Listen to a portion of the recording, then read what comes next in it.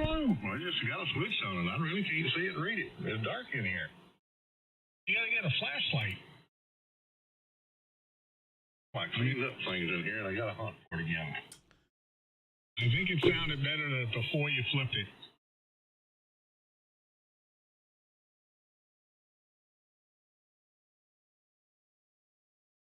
Oh boy.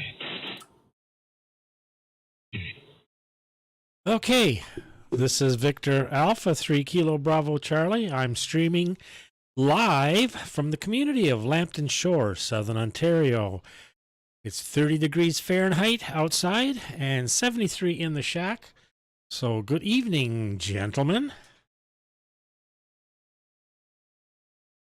Oh, good evening. Good evening, DJ. That reminds me, you mentioned temperature. I played antennas all day today and forgot to change the batteries in my weather station. So, what is this antenna, Dwayne? Just fill me in. I mean, obviously it's coax fed.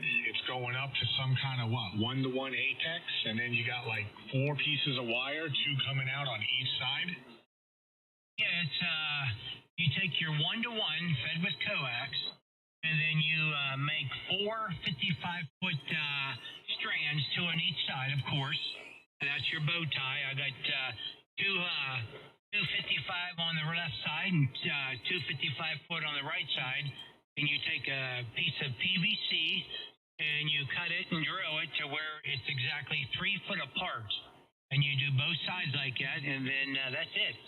And it's supposed to be a wide-banded. Here on this frequency here, I'm running a flat match without tuning it, and that's putting it at 55 feet.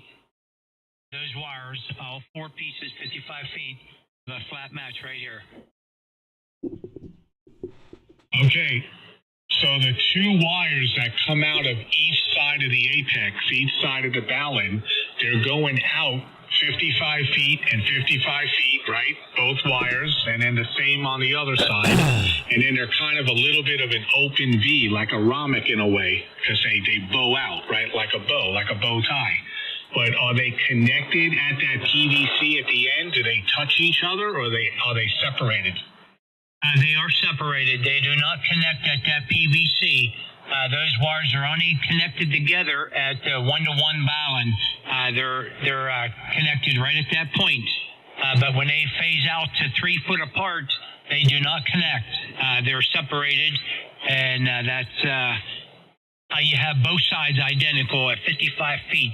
So you got 4 wires at 55 feet, 2 on each side, and then they do not connect. Wow.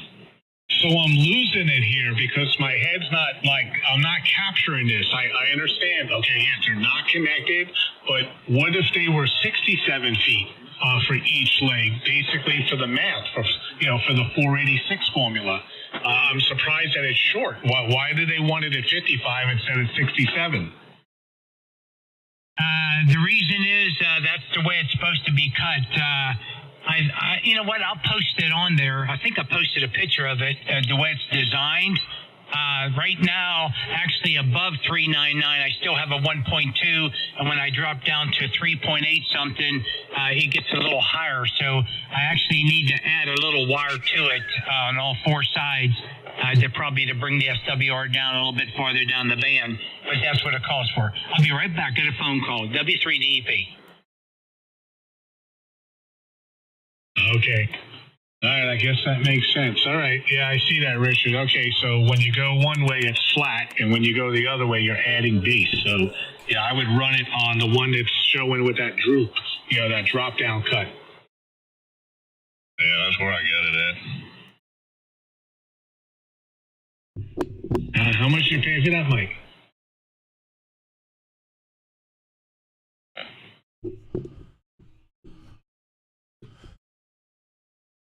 $175. Not too bad. And that's the black model. I like that because they had the original 320 that came out. I remember it was like a silver, like a weird nickel color. Yeah, that's all I got on there now, the black ones. Oh, yeah. Man, that sounds really good. Yeah, well, there you go, DJ. You kind of got the idea what you're doing. Richard got set up there with just the mic, a preamp, and running Theta software. To do streaming?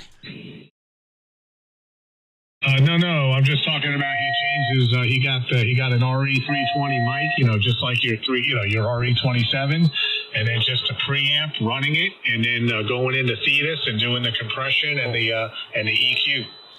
Okay, Roger. Yeah, same as what I'm doing. No outboard EQing, just all in with Thetis. Yeah, then he'll probably get that DEQ20, that other one, and we'll start doing some of that outboard stuff. But right now, he's amped up with a cloud lifter, and boy, it really enhanced the audio. Well, there you go. It's that keep it simple, stupid method. Yeah, I tried to anyway.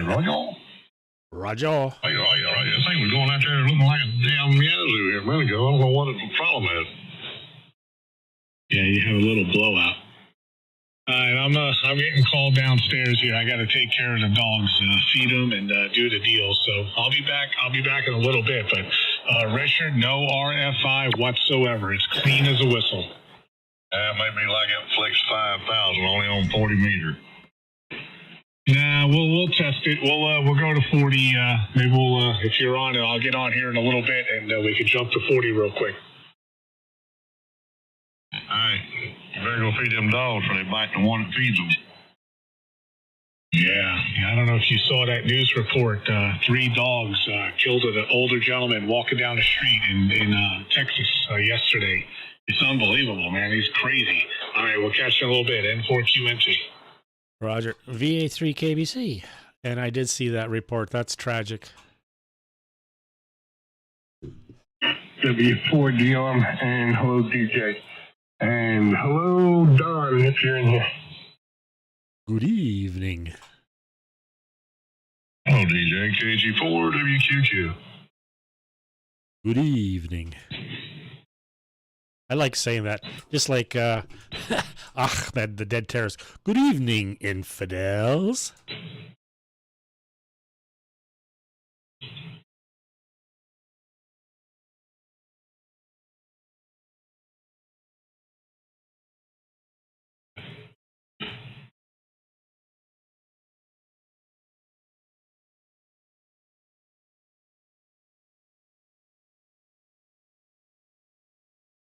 I really don't know what else to do with it. Just trying to get some with a noise gate, I guess. You have one. I'm just looking it up now, and I'm downloading the help manual for Adidas. Well, you do sound good, that's for sure. You must have the voice too for it, because that really makes a difference when you got a little bit of deeper voice. Mine isn't so deep, so we had to add a little bit of rumble to mine. And if you look on my QRZ page, you'll see how we have the EQing on the 10-band parametric equalizer and the CFC.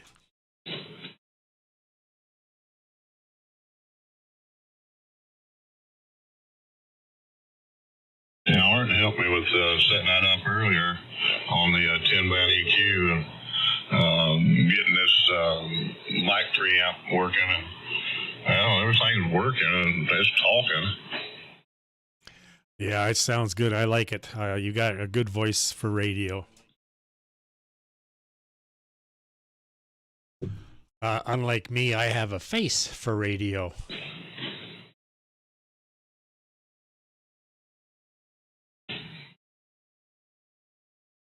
Oh, we had nice sunshine today. You got a little bit of the snow settled down. The crusty stuff, because it was slippery. You walk on that snow this morning, and it was crunching like you were walking on ice, cracking in that. But with that little bit of sunshine and a little bit of warmth, it kind of settled down. And we did have snow this morning too. So, but I don't know. The forecast is saying sunny tomorrow, and I think I'm gonna go give Scott a hand. He wants to climb up his tower and check the bolts and that on his beam and on his rotor. And I've got 2 bundles of insulation here. I'm going to bring for him. I got them in the back shed that are just been sitting there and have no use for it. So I might as well give it to him. He can utilize it in the garage there. Yeah, well, we had cloudy day today and little drizzle rain here and there, so it kind of made it rough.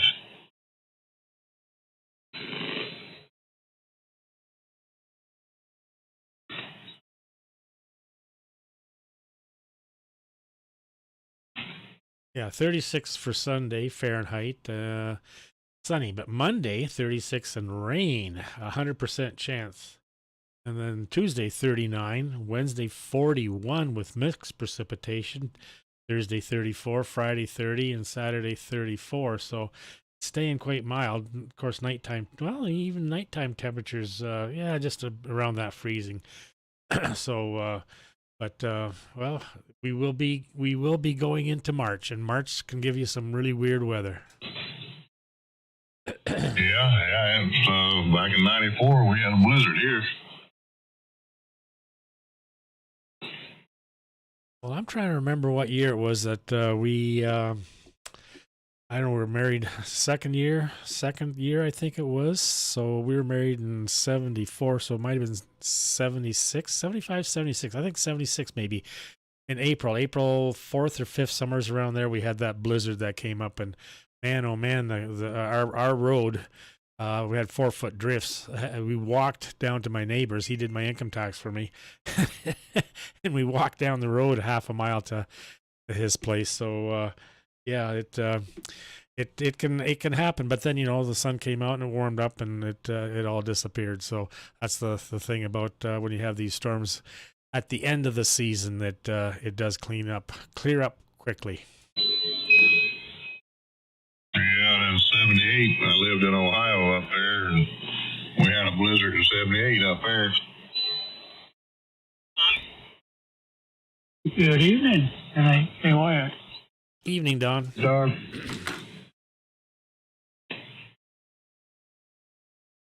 Yeah, I'm not sure if it was 78 or not, but I think that's maybe when my cousin was caught on the I-75 going down to Florida and never made it down there. A blizzard, everything was just stranded, and motels, everything was packed with people. So I think by the time they got the highway cleared off, he had to turn around and come home so he could go back to work.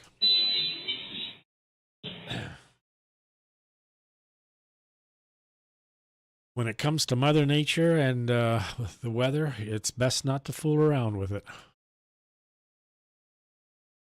Hey, MK2 you hear me today? Yeah, I hear you. He's doubling with DJ. Oh, I thought he was done. Go ahead, DJ. We didn't double. I wasn't. You were talking, not me.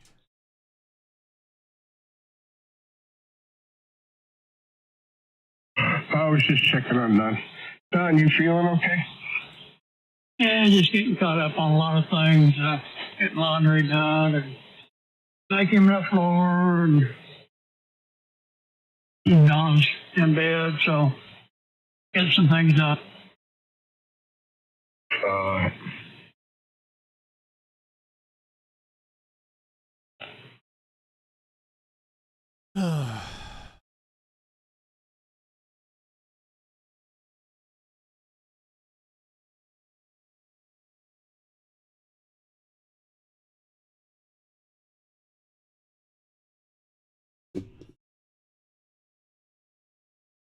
I don't know if you heard me, Dominic.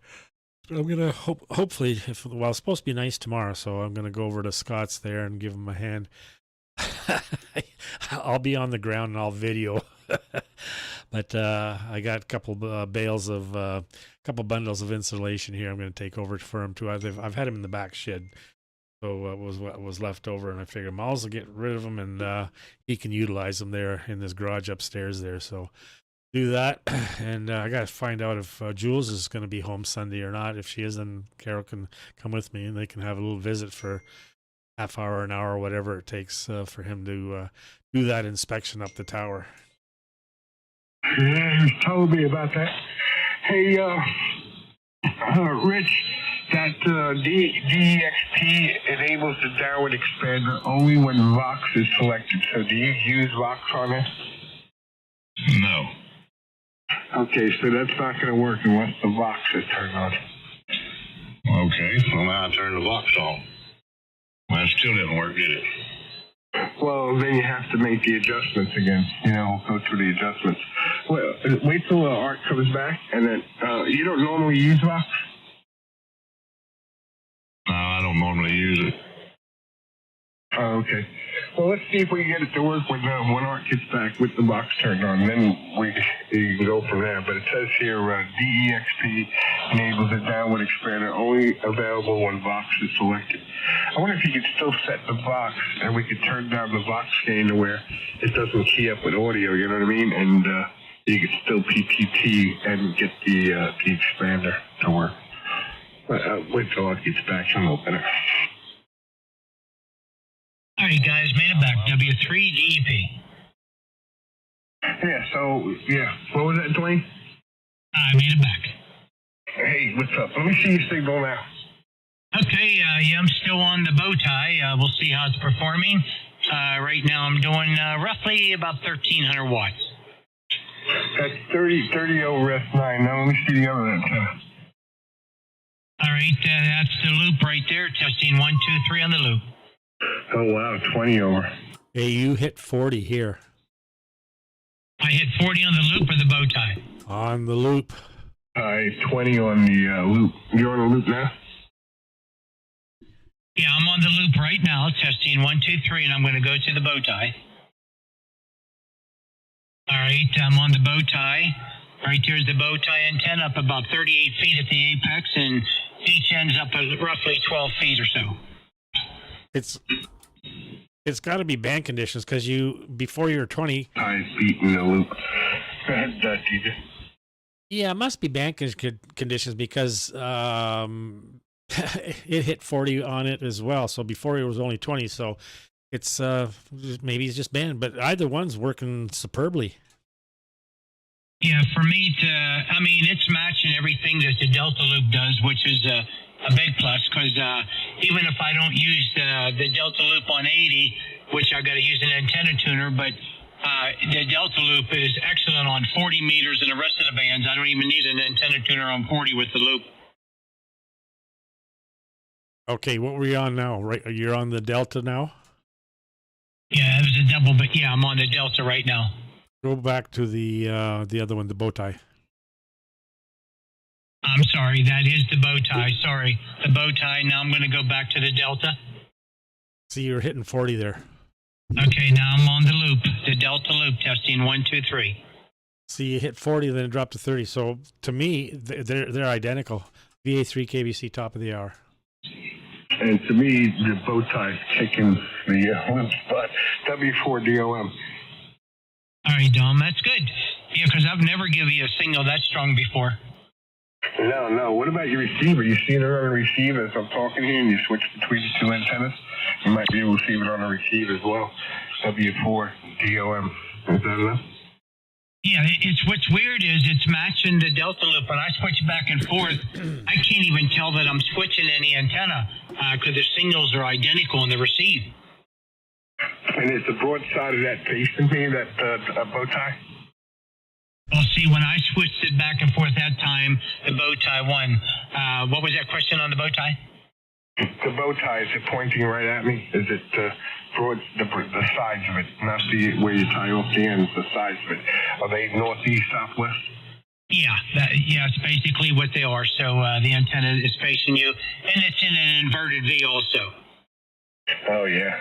Yeah, and I'm on my bazooka, so there's some difference there. It'd be nice to see, Frank or Doug or John up in New York get on and see what they're seeing up between the two antennas. But I'm liking the bow tie. I'm impressed. Yeah, I got that from a friend of mine, Rick, WB8RN, told me about that antenna. Because we were talking about different antennas. He goes, have you ever heard of the bow tie? I said, no, I haven't.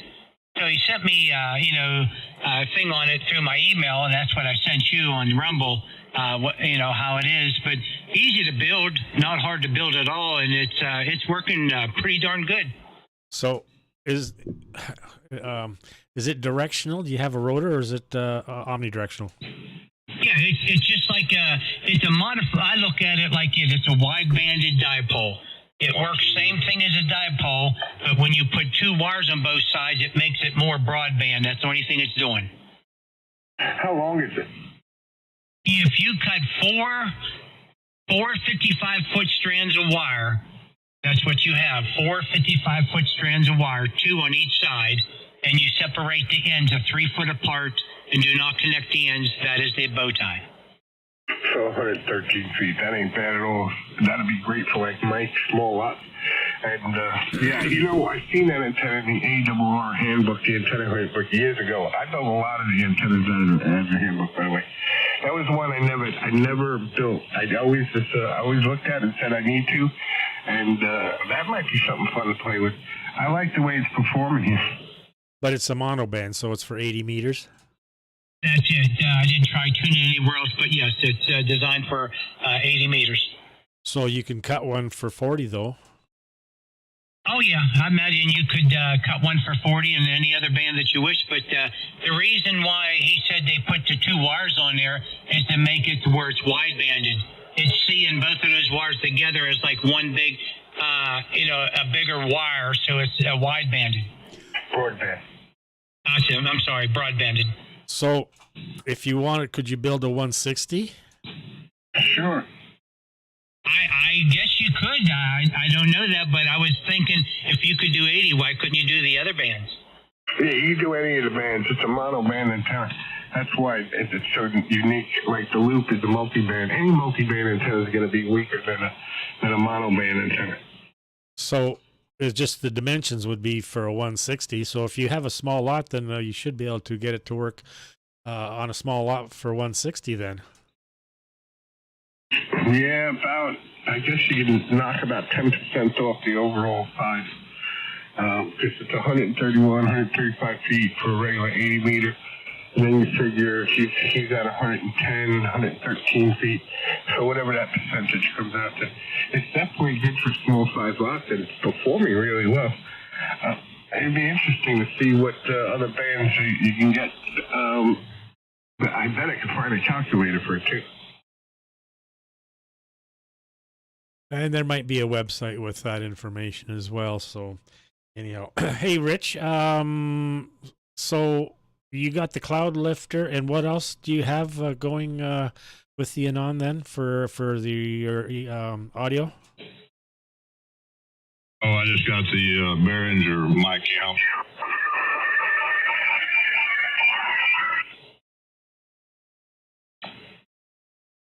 Something happened. Somebody else. Yeah, I said I'm just running the Behringer.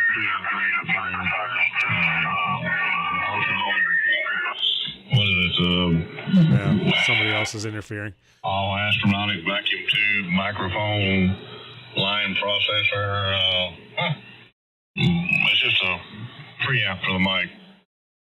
Well, it really sounds good. I like the audio for my ears and what my speaker is showing. So, and well, I'm streaming, so you can watch it later if you want and hear yourself what it sounds like. But to my hearing, it sounds really good. I mean, Art, we set up on it a little bit there, and he helped me set that up. I got that 31 band EQ. I can also throw in line, but I think I'm just going to run this like this right here.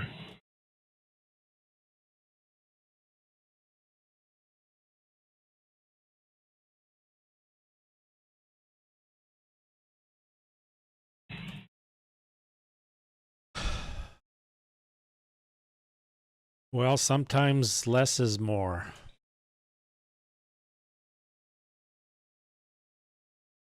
And Doug says you sound great. He's watching the stream, and he says you sound great, Rich. We get everybody's audio sounding really good. We're gonna have to start to work on our appearances. At least mine. I've got this face for radio. It's scary. So I don't know. Maybe I should try some Photoshop or something.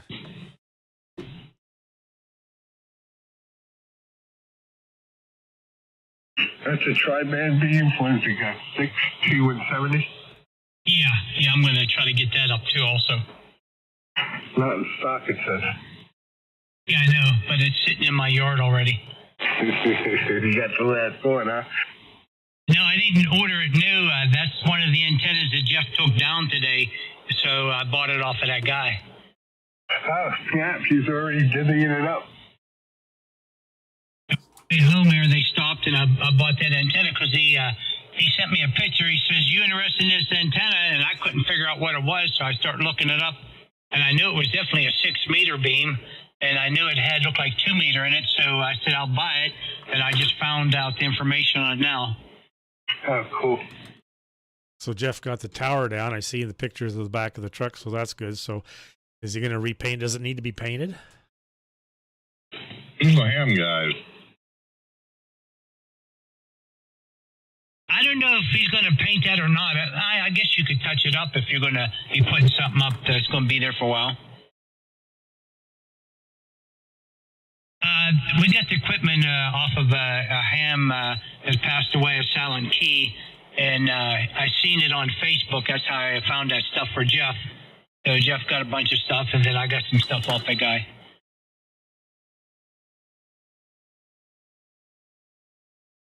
Yeah, Jeff got that amp. Yeah, the amplifier from him. Yeah, he got the amp and stuff. Oh, and Chet emailed me back this morning, Dom, and both tubes are sold. Oh, wow. Well, for for that price, they were probably gone within a minute. Yeah, it's not telling. I guess having my one extra one will be a benefit. I don't know if the Mercury, if I really like it, and I don't need this as a backup, I don't know what I'd sell the whole setup for. I think I'd probably want about 18 for the amp, and then I don't know about the spare tube. Well, DX has got them for $1,325. That's Canadian because I have on DX you can set up a currency for whatever country you are. So I've got Canada. So when I look at something, I know what the Canadian price would be, or my cost in Canadian funds. What would that be, US dollar? Well, roughly take 30% off, so $1,000. Really? For the tube? Yeah, let me just look here.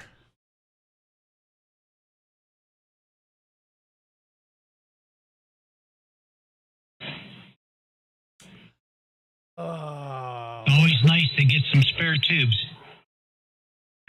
Yeah, I got a spare tube with this one. That's pretty wild. So the 2 tubes and the amplifier, I just package deal it somehow.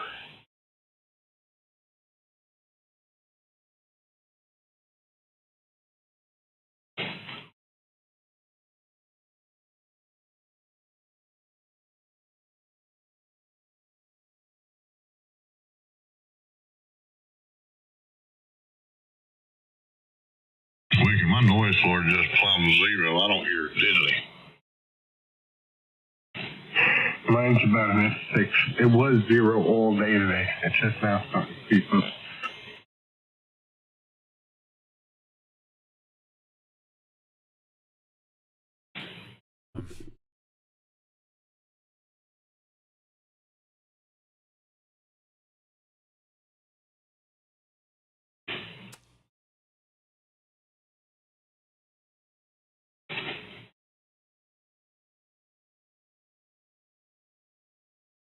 Okay, Pentalabs RF vacuum tube 4CX800A is 1,359 Canadian. So I gotta find where I change that back to US dollars. Just excellent.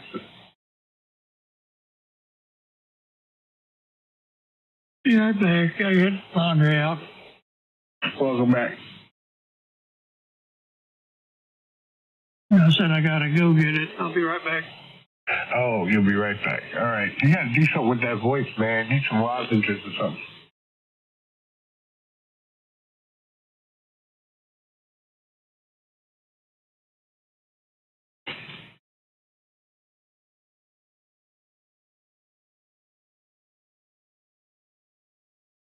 Oh, here we go.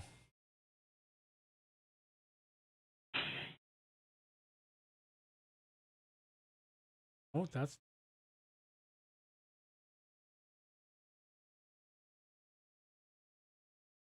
Dwayne, you got the balance on that thing too?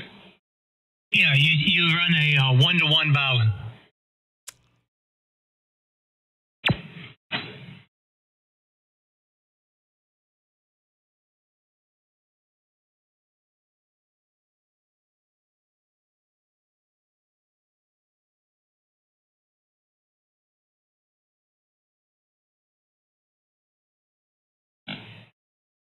What's that mean on here? Says here, Richard, that your number has changed, the safety number. I got to learn more about it. Your safety number with Richard has changed. Oh, Richard, did Signal ask you to verify somebody's number? No, didn't me. I deleted it off and reinstalled it.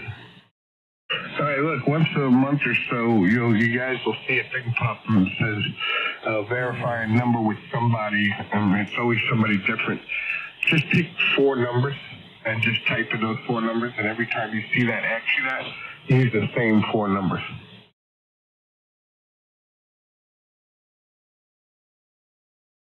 It's verifying the security between you and the other person. I don't know why it does it, but it seems like it rotates around everybody. I notice it a lot.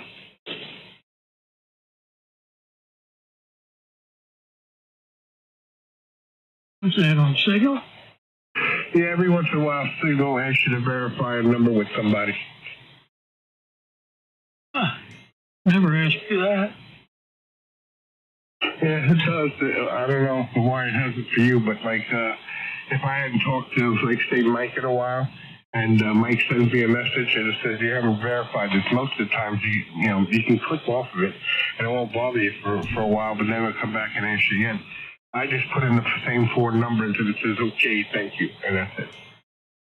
You give me a bunch of numbers, Hada, and it just says marked as verified. Right, so you hit mark as verified. And the number that's on the screen, I don't know if it's actual numbers or an example, but it may ask you to verify a number. Just put 4 numbers in and hit enter. Any 4 numbers, just make sure you always use the same 4 numbers. Here, Dwayne, I just messaged you.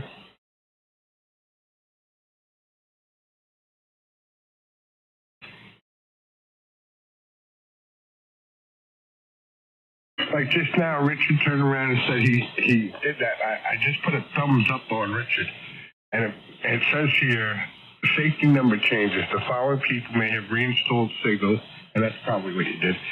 Click on the recipient to confirm their safety number. This is optional. So I'll click on you, and then I'll put 4 numbers in. That's the same 4 numbers I'll always use.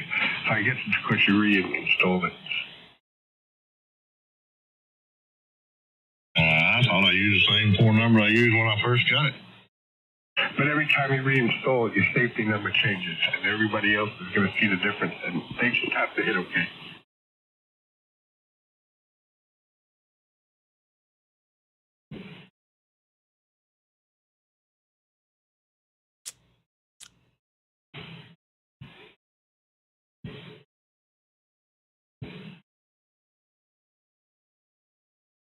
What is that?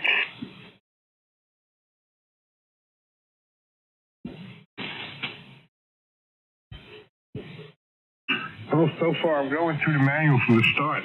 They're bragging about how quiet the receive is and how it does have a noise suppressor to transmit audio, but it hasn't directed yet. It's still bragging on itself.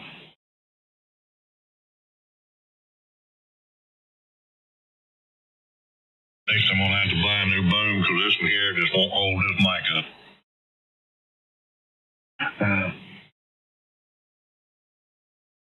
It's down in my chest. It's the spring broke? No, I've had this thing for years. It's a howl boom. What do you expect? It's funny because I have a boom. If you look at my QRZ page, I don't know if you can see it really good, but it's identical to the Heil boom. I paid $26 for that, the desk mount, the piece to screw onto the microphone, and $26. So I think I even got the shock mount with it.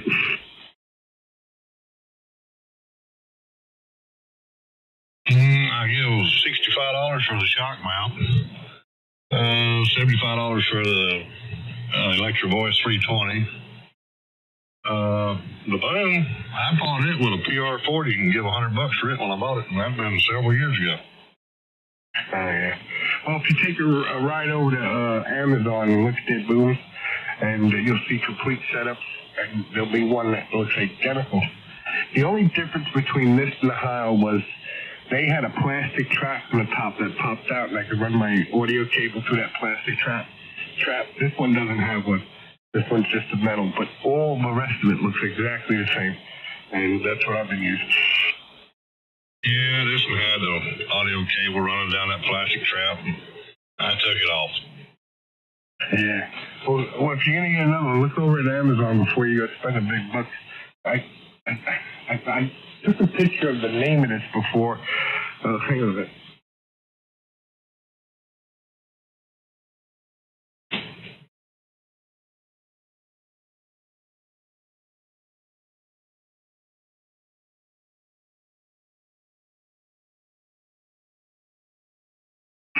T-I-S-I-N-O.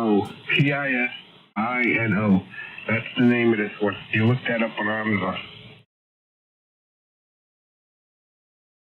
Well, DX used to have a spot right at the top there where you could change the information for your country for whatever dollar that your country deals in, Canadian dollars or whatever, and I cannot find that now. Who's that? DX Engineering. Oh, the website. When you go to the website, you got to put the CN at the end instead of com. No, it's still com. Oh, well, when I look at Canadian stuff, it's got the CN on the end of it.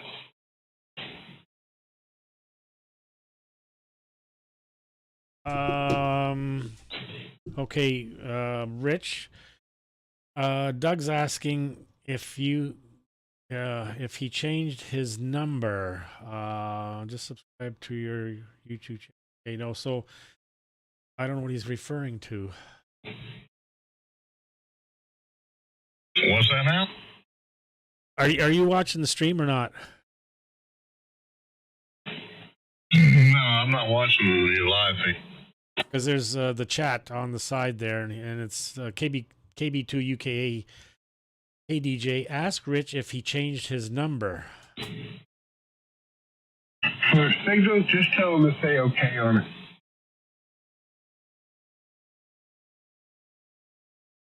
I wasn't paying attention to what you guys were talking about, so anyhow. So what to do with signal? Okay, so it had to do with signal then. All right. Yeah, just tell him okay. Just tell him say okay.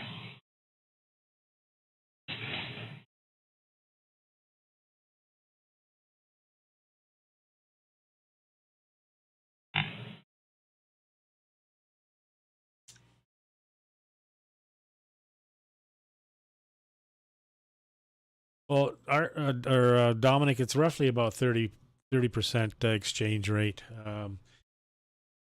For us to buy anything in the States, we got to add 30% because the exchange rate to our Canadian dollar.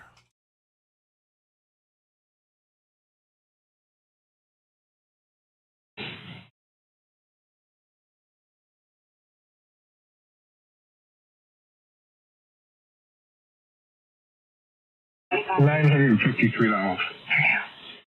Man, well, DJ, you could almost buy the amp in my tube for my price. Yeah, I know, but don't forget that 30%, and then 13% HST. No, I'm saying if I sold it for the 900, I wouldn't sell it for 900. I'd probably sell it for like 500, and then I can make you a better deal on that. You buy my amp for $1,800, I'll sell you that tube with that amp for an additional $200. Then I'd put them in series, and oh, no, I better not. You can get a combiner and combine them, but you have a backup. Or if you know anybody else, you can sell it to them.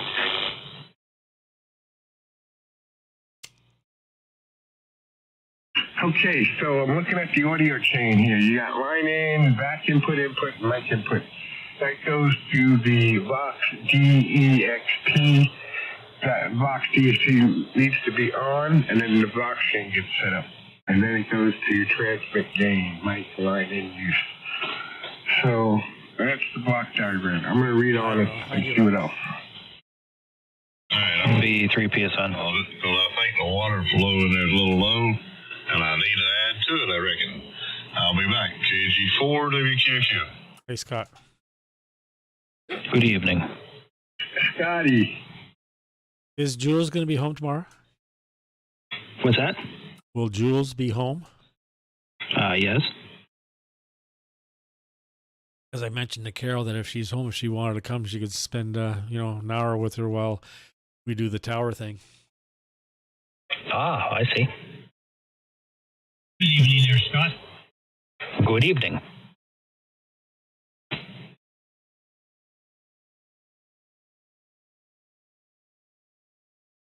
Yes, it would help if I turn the amplifier on. I heard you before, but yeah, amplifier always helps your friends. Well, Yeah, test it out with him now. Scott, you hit 50 over. It should. No, but that's never happened. Usually 40, but even Dwayne there, he's hitting 40 sometimes. Propagation is good, I guess. And the band is quiet. Yeah, the noise level is fairly good. This is the voice talking to you from millions and millions of miles away. We control the vertical. We control the horizontal.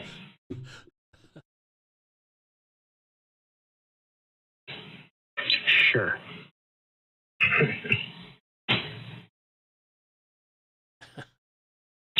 There was some good shows on that program. Yeah, there was. I'll tell you what. Yeah, they're not even making shows that can compare to those shows in the past. No, the shows today, they use a blue screen, green screen, and doing things that just aren't humanly possible and all this other stuff. And it's entertainment, but it gets kind of old for me. Yeah.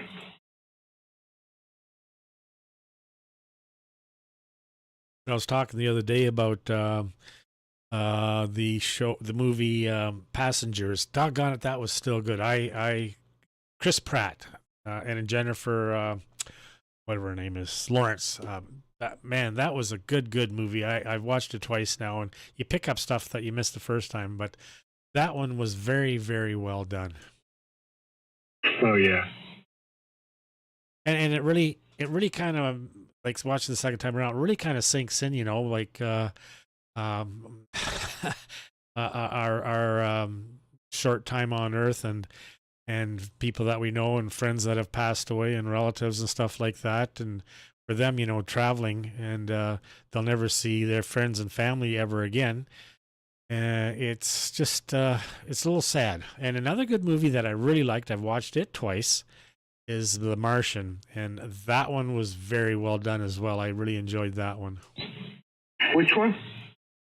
Matt Damon, The Martian, where he gets left behind, and they think he's dead. So and he has to do all the stuff himself, kind of grow some potatoes and survive on his own, and just the science in it. And it actually, I remember seeing something on that. The guy that wrote a story, a book or something like that, and it was about as accurate as you could possibly get. So that's why I think it was very well done. Oh, I see it. That was a good one. Other than the storm, because of the lack of atmosphere, there wouldn't be those kinds of winds that could blow over the rocket and stuff like that. So I mean, they had some Hollywood fictitious stuff in it, but overall it was fairly accurate, or as accurate as they could make it.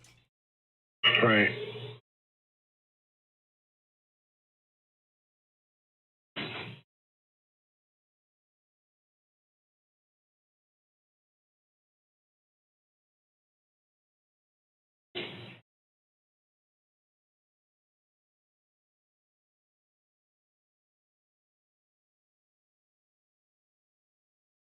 Well, we've been getting quite a few people joining us on Gab on the SDR ESSB, so that's good. And I've got here, we got 10 members, and then on the stream here, let's see, got 15 that have been viewing it. So that only shows the ones that are signed up to YouTube. So if they're not subscribed to YouTube, it won't show. So there could be more, but anyhow, we've got a little bit of an audience. Right. Okay, I'm gonna go run down the hall here and get some dishes done real quick. I'll be back, guys. W4 And we got a dead key here. Somebody's keying up. I don't know who that is. I'll be right back, guys. W4 dealer. Okie dokie, we'll be here.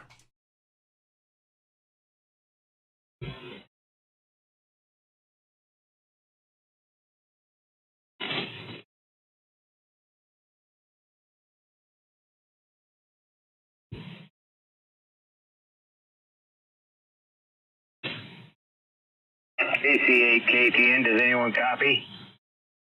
We have a copy. Go ahead, sir. Hey, I didn't mean to interrupt. I was just tuning up. I ain't been down here to the 80 meter down on this end, and you're all sounding good here. And thanks for letting me join in. I'll go back to listening. What's the call again? Kilo, Charlie, 8, Kilo, Tango, November. The name here is Chuck. Okay, Chuck in Niles, Michigan. Yes, sir. Well, you're just a little fella. Yeah. Oh my goodness, a little tuxedo. That you had to be you were probably going to a wedding back in 1964. Yeah, I was probably about 64. If it was in the summer, about 3.5. I turned 4 in October. Were you a ring bearer? Oh, you nailed it. Yep, cute picture. Thank you. Yeah, it was up at a wedding up in Flint, and I live in Niles. And that house where I had that picture taken, it's all different now. They usually are. Yep. My name here is Don, but I go by DJ Delta Juliet, and my call sign is Victor Alpha 3 Kilo Bravo Charlie, and I'm live streaming right now, so you can go to my QRZ page, and there's a link there to the live stream. And there's about, anywhere from 3 to 10 second lag between what you're hearing on the radio and then what you see on the live stream. And it'll be saved so you can watch it later tonight or tomorrow or whatever. And it's today's date, Saturday night, 3.999 megahertz, 2023-02-25. Copy. I got a pen in my hand. What was your call again? My call is Victor Alpha 3 Kilo Bravo Charlie, and there's probably about 4 or 5 of us in here right now. All right, I'll go on to QRZ. I'll see if I can find it here. I got my laptop going on, so give me just a few. Thanks for letting me join in, and just thanks. And thanks for letting me join in again. And stay safe, and I'll go back to listening. KC8KTN, back to Victor Alpha 3, Kilo Bravo Charlie. Yep, and I'm just across the lake from you here, so not too far away. What do we have here? Yeah, 234 miles, so you're probably closer to Lake Michigan. Yeah, you're over at the other side, Benton Harbor, and you're just above South Bend, Elkhart, Indiana. Yeah, I'm right. I'm 2 miles inside of the state line of Michigan, and I'm about 6, maybe 7 miles north of the University of Notre Dame. And you, my friend, you're a 15 over S9 on my end, and your signal is beautiful, and your audio is also beautiful. Well, thank you. You're 20 over, and I would tell you I look really good as well, but once you see the stream, then you'll know that's a lie. So, and then you join, you can continue talking with us, join in, and when you look at the stream, then you'll see what your signal looks like, and also on the waterfall, how clean it is as well. Well, thank you very much, and I'm doing that right now. Give me just a couple minutes, and I'll go back to listening. Okie dokie. VA3 KBC at the bottom of the hour. V3 PSN. We all live at a yellow submarine. W3 DEP. Rich, that song is really catchy. Once it's in your head, you can't get it out. Yeah, the yellow submarine, the yellow submarine. Yeah, I know. That was a favorite song of mine back when I was in high school. So, Did you graduate? I graduated in 78. So you were on the USS Enterprise. That is correct. That is a famous. Now, is that carrier still active?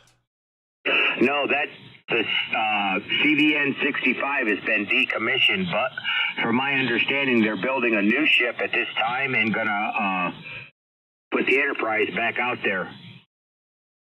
NC 1701. That I'm not sure, but I know they'll upgrade her. It won't be a 65 class, as they would call it. She was a big dog in the day, but it'll get up there to the Ronald Reagan class, or up in that area, or the George Bush class, which is just a highly technical, just an upgraded carrier version. And I worked in CIC, which is I was an operations specialist, which is a fancy term for radarman. Okay, yeah. Now this one's the nuclear, because they had didn't they have Enterprise during World War II? This one is the second one, and it's nuclear powered, correct? Oh yeah, the nuclear powered. When people say nuclear powered, all they're doing is they're heating up rods, and then they pull the rods out, and it's basically a steam engine. Oh. You know, they convert when they pull the rods out, the nuclear rods, and they make steam with it, and that is what propels the ship. So it's, in all intents and purposes, basically a steam engine, but it's, they pull the rods out, and when the rods come out, I don't know all the technical end, but it converts it into steam. Yeah, well, just like a nuclear power plant, that's what they do. It's the steam that drives the turbines. I personally think, now this is my personal opinion, I think it's a good technology. Yeah, it can be dangerous, but what in this world can't be dangerous? But, I don't want to get into the political end, but they're trying to squash the nuclear, because they look at the negative aspects of it versus there's more positive than there is negative. Now, again, my opinion. Well, absolutely. Everything. Absolutely. Yep, absolutely. And years ago, I used to subscribe to the Discovery magazine, and there was articles in there about nuclear power, and that the technology is so advanced that they can make it even more safer. But that movie, China Syndrome, that's what really killed the nuclear power generating industry. So, we have CAN power here in Canada, which is very good nuclear power, very safe plants, and as I said, they've got technology that they can continue making these things even more safer. And but as with all things, it doesn't matter what it is. There's corruption in it. There's people, especially politicians. They're one of the biggest ones that are corrupt. They get their fingers involved in it. Special interest groups.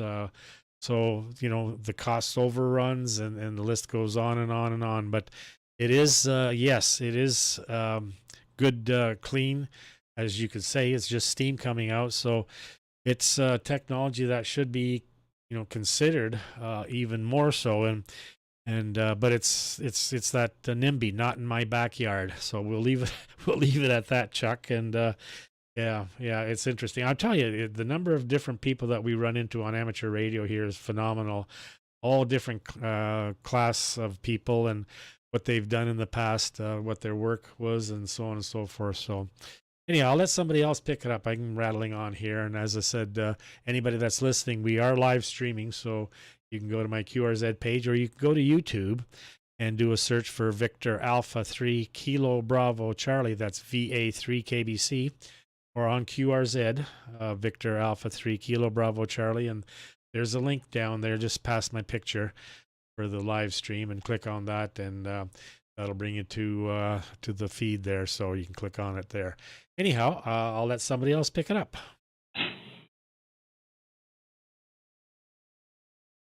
This is someone from the Papa. I think there's him and Southwest Pennsylvania, town called Coney, about 40 miles southeast of Mississippi. Somebody pick him up. Can't hear him. Can't hear him. Yeah, I hear him just a little bit, but he's real faint. So that's Kilowatt Bravo. What is it again? That'll be a 3 DEP. It's Kilowatt Bravo 3 Papa thing. Yeah, you're real light on me. I can't quite pull you out. I can tell when you're talking, but I'm not making out very many words at all. Yeah, Jim, I have a copy on you. You're in Connellsville, Pennsylvania, about 250 miles. So you must be running low power and antenna not too far off the ground. Over.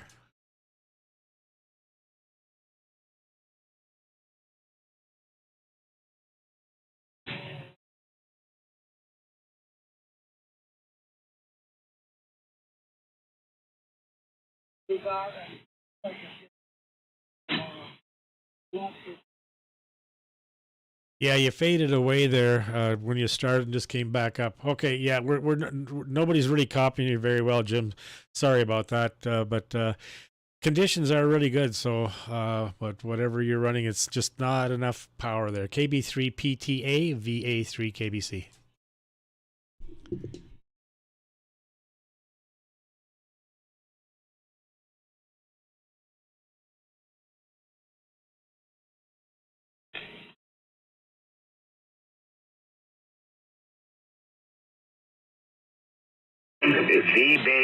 VA3 KBC, I'm watching you on YouTube right now. Thanks for letting me join in. This here's Chuck again, and I'll stand by. Yeah, well, you'll see what your signal looks like in the waterfall there as well there, Chuck.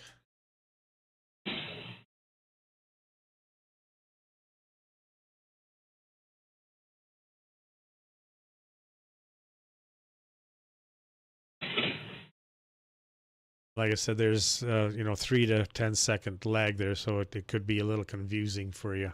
And man, you're blowing smoke. And anyway, I'll stand by. God bless you, and God bless America and Canada. Okay, thanks. We kind of doubled there at the start, so anyhow, but yeah, stick around for a while.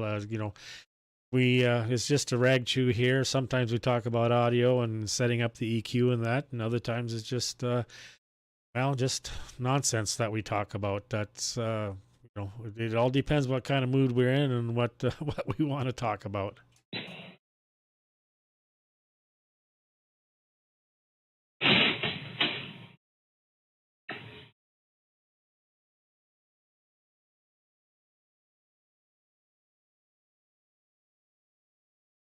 Copy that. I have to re-put up a new IMAX 2000. Well, first of all, I'm not stepping on anybody, am I? Oh, go ahead.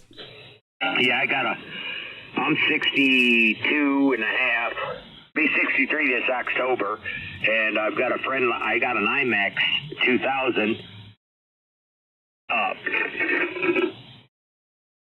put up on the peak of my roof, and I got a 20, anyway, it's up there a little ways.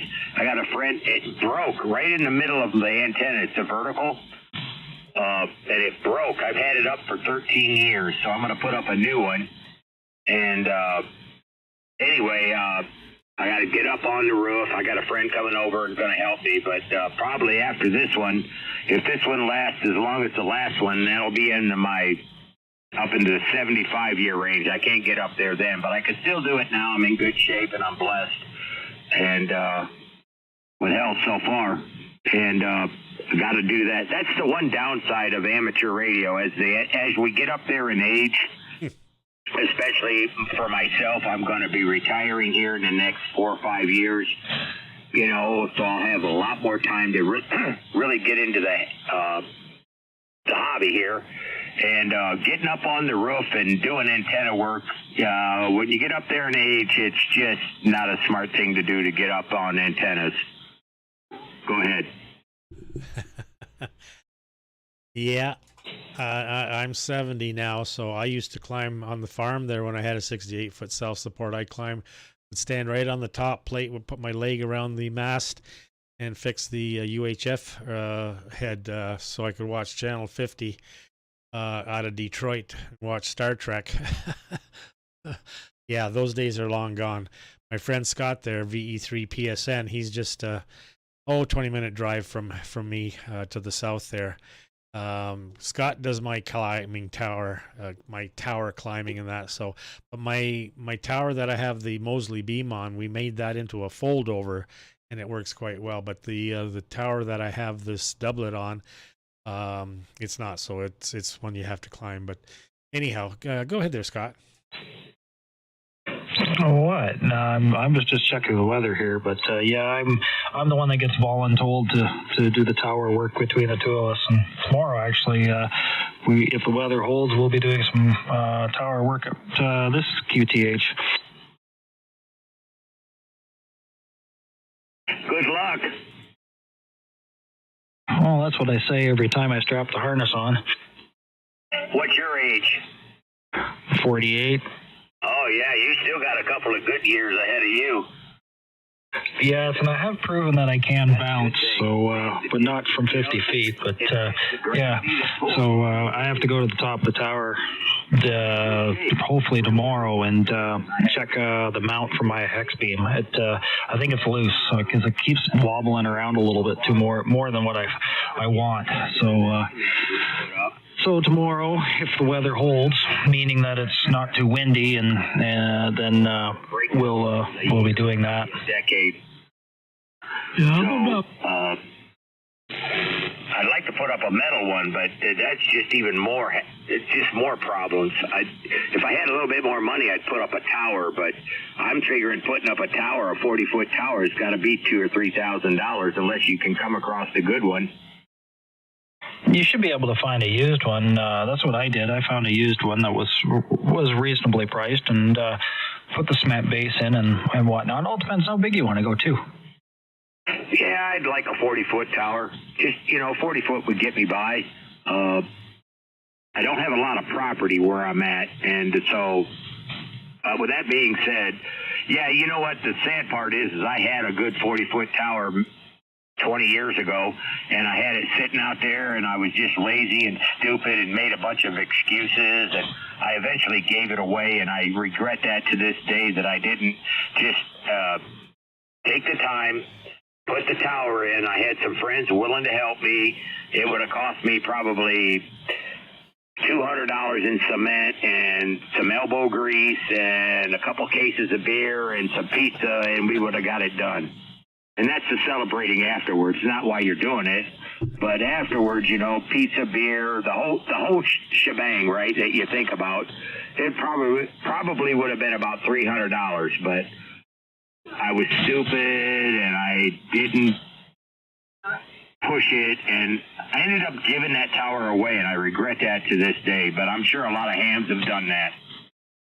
Oh yeah, I can relate. I gave a 100-foot tower away, a Trilon tower, commercial grade, a few years ago. I'd had it for probably 15 years prior to that. I took it down myself from a friend of mine's place, his QTH, and I stored it in my place for a good 10, 15 years, and then one day I thought, well, I'm not going to put it up. I was going through a divorce, and I thought, well, let's start getting rid of a bunch of stuff, let's scrap and blah, blah, blah. And so I sold it to a guy around the corner from me, and he put it up for a Wi-Fi tower.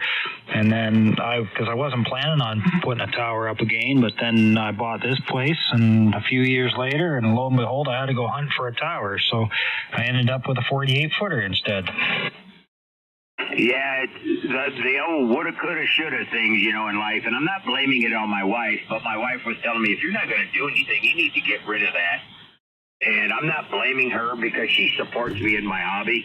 But I thought, yeah, she's probably right. I just need to get rid of it. And to this day, I regret it because it's not her fault. It's my fault for just being, what's the word? There's a good word out there. It's called being lazy. Yeah, and to be honest, we can all sympathize with the way she feels because, you know, towers don't look good laying on the ground. Yeah, they're not that great when they're standing, you know, in the grand scheme of things. You know, for our hobby, they look great, but in other aspects of your backyard, they don't look that great. But when they're laying on the ground in a pile in the back corner, growing in the weeds, yeah, they just don't have that curb appeal, do they? No, and what's even worse is one day I pulled it out from where I had it, and I had it put real nice and neat. I even painted it. I even went as far as painted it, getting ready, and then I just put it off, and I pissed around, and I made excuses, and blah, blah, blah. Blamed everybody but myself, and, man, I regret that to this day. Had a good crash course of procrastination.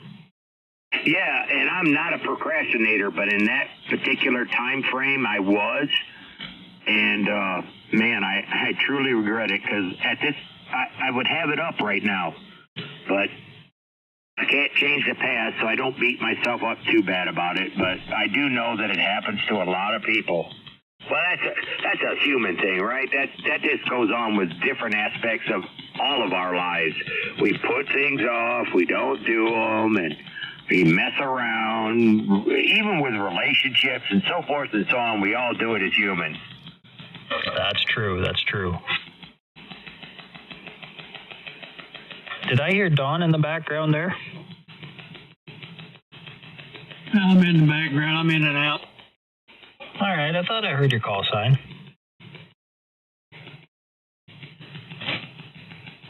Well, I had 5 towers on the farm, and I sold them all off except for the 68-foot that I brought here to the new location. Put that up for the doublet.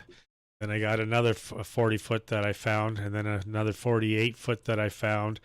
This 48-foot that I have the Mosely beam on, that was given to me. It was a 30-year-old tower as a DMX 8, the heavy-duty Delhi tower, tapered, and that's what made into a fold-over. So I thought I was only going to have one antenna and be done with it, but then as time went on, no. I got more involved, and like I said, this 48-foot was given to me. That tower today is over $3,000. So, and the wife pushed me into putting it up and putting an antenna on it. So she's very supportive when it comes to the hobby here. But yeah, it's a great hobby, and you only do what you can afford to do, and you know, there's so many aspects to it that it can keep you busy for quite a while. So anyhow, gosh, any other guys want to step in here, get a little chatter going here, VA3 KBC?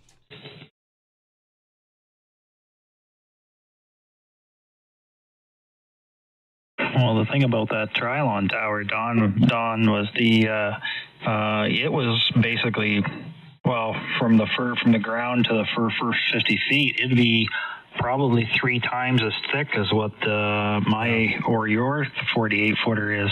That thing was super heavy. Well, those are the commercial ones. Yeah, those are the big heavy duty ones, and I imagine they're probably $10,000. Well, yeah, it was $10,000. Well, it had been standing for probably 20 years prior to me taking it down, and it cost them, I think it was 6 or 7 when they put it up, And I think when we priced it, when I was taking it down, it was just 10 grand then. But it would handle, what the heck was it? It was like 50 square feet, I think it was the wind load on that thing. Oh yeah, it's heavy duty. Something I want to mention, Chuck. I looked at getting a man lift. Problem in Ontario here, you have to take a course and be licensed. Scott, fortunately, is licensed from his work and that, but decided that just to make the tower into a fold over. There are pictures. If you go down further on my QRZ page, there's a bunch of pictures there on how we modified the tower into a fold over, and there's actually a YouTube video of it coming back up when we had to change the rotor out. So, but Scott did all his around the roof of the house there. He's got I guess it's 3-story, you could say pretty well. But he rented a man lift and did all the painting and soffits and stuff like that. So they're pretty handy to do any antenna work. And if you get a 40-foot tower, what Scott put up was a hex beam, and I'll tell you, for the value of those things and having all those bands, 6 meters to 20, and he got the 40-meter add-on, you get a lot of bang for your buck. And they say 32 to 35 feet is the sweet spot. You don't need a big heavy-duty rotor in that, so it's very lightweight, and they work very well. Well, what would you guys, since I've got a lot of information out here right now listening, what would you guys, I've got the big stuff, the coax. I'd have to move some stuff to actually read off the number off the coax, and I can't remember it off the top of my head. But what would you guys recommend? Because if I'm going to put this new antenna up, the coax I got is 13 years old, but if I'm going to take the time to put the antenna up, I'm going to run a new run of coax. I just think, for an extra $100 or $200 over the test of time, it just makes sense. If you're going to put up a new antenna and take the time, put new coax on. So I start the way I'm looking at it is I'm going to start with everything new. So what would anybody out here recommend as far as new coax? And again, I've already got some nice coax up there. I just can't remember off the top of my head. And I'm going to buy it with the commercial ends already on it, so I don't have to put my ends on or mess with that. And they always come with a little plastic sleeve on top of the coax, or on top of the connector, to help protect it. But anyway, with that being said, what would if I could get some recommendations? I already bought the antenna. Scott. I live real close to a place called A1 Telecom, and I already picked up the antenna and the ground plane kit. And with that being said, what would you guys recommend for the big coax? What is the antenna, Chuck? I'm sorry, what was that? What is the antenna? It's 10 and 11 meter. It's a vertical. It's a 5/8 wave. But IMAX 2000. The IMAX 2000. Oh, the IMAX 2000. You could, just about any good. You can't really go wrong, I think, with any good manufacturer as far as coax. Like, you could run, RG8 and or LMR 400. Since it's a vertical, you're not going to be turning it or nothing. So LMR 400 would be perfectly acceptable. That's pretty much not the gold standard, but you're getting pretty. There's not much unless you go to Heliax or even go to 600 or something like that. Then you can't get much better than that. You can certainly, and then as far as manufacturer, I believe Time Wave or something like that would be pretty well top notch and within a decent budget. I'm writing that down. Timax, you called it? I think it's Times Wave. All right. Yeah, I already believe in the bigger coax, and it's about a 90-foot run is what I got up right now. And I don't get a lot of loss. I'm sure there's some loss in there, but not a lot. And I run nothing fancy here. I run an Acom 7300. I've got a Palstar AT 2K tuner for my wire. but I want to get my vertical back up. It's because it's broke in the middle and it looks just crazy stupid on my roof right now. It's broke. I can't even use it. I can't even get on 10 or 11 meter at all. And I'm one of those hams that I still hang out on CB a little bit. You know, I like to dabble in the CB. I've got a couple of friends left that are still on CB. A lot of the older ones, I've had my ticket for about coming up on 25 years now. And so I still got some radios out here that are 10 and 11 meter. And plus the Acom, right? But anyway, I still want to get that vertical up, so I want to get some good coax. I think. Well, like I said, I don't think you can go wrong with either like RG8, U or even Mini would be all right because it's only 11. You're topping out at 10 meters, so it's not you're not stretching the loss by any means.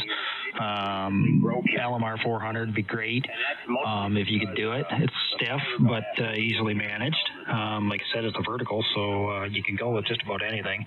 If and then you could still run legal limit with that, and still have decent performance. Like I think within 100 feet, you're not even going to see maybe a dB of loss. Like who cares? Like it's a drop in the bucket as far as that's concerned. On a clear coat, it's to prevent the sun. But once I put it up, it's done. So I want to put the right paint on it too, on the fiberglass. You guys doubled again. Well, as far as paint, Chuck, I would stick with an automotive paint because that's, go with something like a marine grade. Yeah, that's what I've kind of been leaning toward because once I paint it and if I put it up, it's done. It's not like I can go up there and pull it down every couple of years and repaint it just because it's such a hassle. And my one friend that's coming over to help me, I'm going to give him about $150 to come over and help me for maybe 2-3 hours. And he's like, no, I'll come over and help you for free. But no, if you're going to get up on my roof and help me out, and I'm going to pay you. I don't want to go down this road of, since I'm older and this guy is younger than I am, I'm probably going to, and he lives real close, I'll probably be using him over the years. So I do want to pay him. But irregardless of all that, once it's up, it's up. So I want to be able to treat the antenna as a fiberglass aspect also, so it doesn't break on me again. Yeah, like I said, I would do something that's marine grade, or a good quality automotive paint, something that's made for fiberglass that's meant to be outside. Household paint just doesn't cut it, not anymore. You gotta go with the heavier stuff. Yeah, and I've also, the research I've done so far is you want to make sure there's no metallic stuff in the paint when you put it on fiberglass because that affects the aspects of the antenna. So when you want to paint an antenna, to make sure it doesn't have metal in the paint. Yeah, you don't want to bling out your antenna. It's not cost effective. VA3 KBC at the top of the hour. I am live streaming for those anybody that's happen to be listening on their radios, and it's on YouTube, so you can get it from my QRZ page or go to YouTube and do a search for Victor Alpha 3 Kilo Bravo Charlie. Go ahead and identify, guys. VA3 PSN. W3DEP. KC8KTN for ID.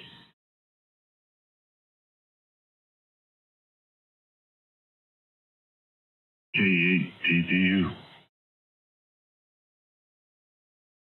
Hey, Dave. Good evening, everybody. Good evening, Dave. Good evening, Dave.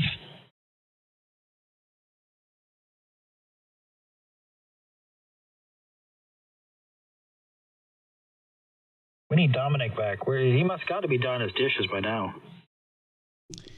Probably lay down on the couch to have a little siesta. He is getting up there, This is true. I'll have to text Penny to smack him. Make some coffee. I am done, but I'm going to go get coffee now. I'll be back. Oh, sure. I just finished my tea. I just had some water. I'm working on a coffee myself. Am I still 50 over? I didn't look up in time. That's okay. 40 there. You're 15 over. If you're talking signal strength, you're 15 to bouncing between 15 and 20 over here in Lower Michigan. Oh, that's okay. It's only, about 600 watts or so. Yeah, you sound beautiful. Yeah, this Sun SDR2 actually works fairly well. I'm quite impressed with the radio. 30 over in Pennsylvania. Well, that's because I got a pipeline for some reason to Pennsylvania. Yeah, you're coming in good. I don't know what it is. Like with the band conditions can be really crappy everywhere else, but for some reason Pennsylvania and this QTH and even DJ, it's just a straight pipeline. I think it's the ground conditions.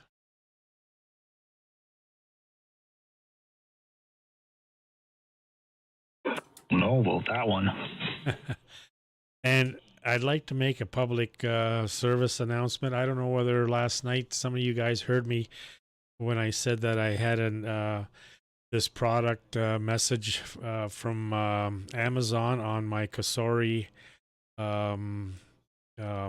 air fryers that I bought. Well, there's a recall on them, and so I went and did all the online thing to get them replaced. So it wasn't too bad. I had to do the model number, the bin number, and all that kind of stuff, send pictures and yada yada yada. So got that all done because Barb's, like, since she's here now, she brought hers here, so I've got them both here, so that made it handy to get everything done. So we're supposed to get new ones. What happened, I guess there has been some fires caused by them from the wiring. Somewhere's in the system, in these Cosori air fryers, they get shorted out and they'll start a fire. So there's been 200 and some, I think, fires. So they're doing a recall, and so we're gonna get 2 brand new ones, and I'm assuming the old ones we'll just be putting in the trash. But had to cut the cord off and take these pictures and get them all sent off. So we're waiting to hear back from them, and we'll be getting some new ones. Was there a CSA or ULC on the back of them? Oh yeah, all that stuff's there. It's just, I guess, I don't know. That's just what they come up with. Now, Tom on 1940, Scott told me this, 3, 4, 5 months ago that maybe it was, wait a minute now, was it Tom or was it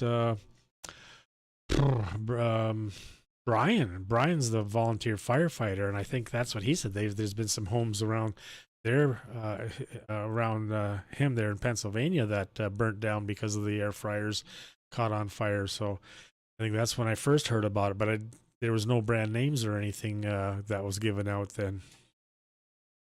Oh, that's always convenient, isn't it? Well, it's I just thought because, they get I do bacon every morning in mine, and I clean it all out, but it does get a film up in there, so I've cleaned it all up in where the coil is there. But anyhow, I guess what the problem was the electrical cord internally.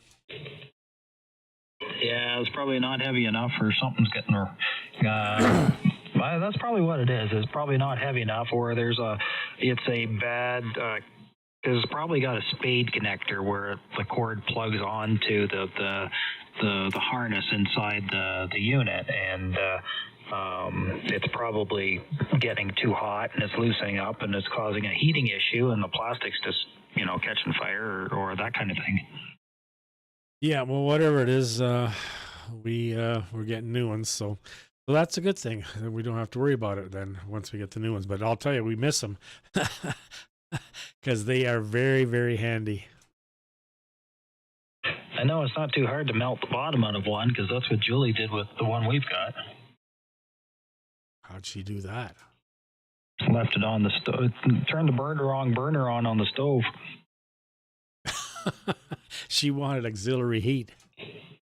I guess we have one of those, flat glass cooktops on the stove, and lots of times it gets used as a counter more often than not.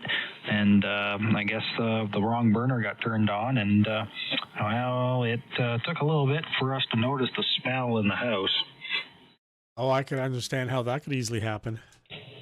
Yeah, it was a nice gooey mess for a little bit, but luckily it all come off with basically one go, so wasn't too bad. The plastic didn't catch on fire, but it did smell for a bit. I'm back. Okay, go. You guys take over for a bit. VA3 KBC. I'm just going to sit back and listen. You don't want to do in an air fryer. Take the food out and leave the parchment paper on there and let it finish its cool down. It'll suck that paper right up into the bed. Kenny did it and I did it. Oh, that would really go good. It scared me because it started buzzing, because that paper was just hitting the fan blade. I was like, what on earth is that? And then I realized it was the air fryer. I ran over and I opened the door and I realized the paper is still there.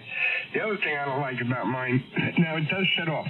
I've cleaned it out really good, and then to dry it out, I put it on 400, and then crank the time up to 15 minutes and let it go. And this is also for the spots I couldn't reach to maybe, cook off the grease and make it carbon. Anyway, it will shut off if it overheats. I'm going to go get some water. The top of it, and I turned it on. I was doing the dishes, and I noticed it just shut off. Like the numbers were still there, everything was still there. It just shut off. So I guess they had a thermosensor in there and it got too hot. I realized the towel was on top. I took that off. I shut it off, turned it back on, and it went through the cycle. But mine has these grates that go in. There's 4 grates you can stick in there if you wanted to. We usually use 1. And those are a pain in the neck to clean. If you don't, if you cook chicken legs on it or wings, you better use the parchment paper because that skin is like glue on those grates. Oh yeah, usually we have the little basket style, and the screen that's in the bottom of the basket is only 1/8 of an inch square, so it's a pain to clean if you you're doing wings or that kind of thing. Yeah, I wish they had in the range tops you put those grease filters in. This would be nice if it had one right below the fan and the grill, above the grill. Well, I guess below the grill, so the grill doesn't get scocked up. But I don't know how that'll work with the pressure the air pressure. It's just messed up. It'll leak out the bottom left front for some reason. I don't see it in the box. It looks like an oven that you open the door. The box is clean, so it's got to be just the air, the fumes from the oil getting out that vent because it vents out the bottom. And I wish they would have let it vent on the tray and then out the unit, but it just vents out the bottom. And for some reason, that left-hand corner will leak the oil out and get it on the countertop. It's a butcher block.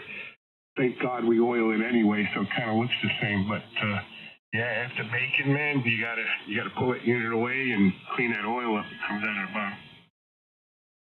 Yeah, I can't see a filter being on the food side of the Element because the Element it's basically a broiler with a fan behind it, right? So the filter would kind of screw up all that the direct heating, I guess you'd call it.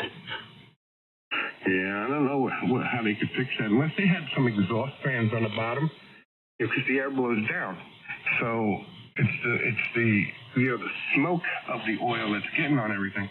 I guess if they had some exhaust fans in there, maybe to suck it away from the Element, because that Element, it gets charred on the end there, where it plugs in, where it first comes out. It gets garbage on it. It's like concrete trying to pull that off, and I can't keep the unit apart. I wish the top could come off. The top come off, I could really clean it, but it's riveted on with 3 rivets in there. So it's how the hell are you supposed to clean that? Yeah, I don't know. The one we have, it's a round one. I forget what make it is, but it looks like the old-fashioned stovetop Element, the small burner, the coil in it, and it's up in there. And I've never tried to take it out, but I would suspect it's not meant to come out.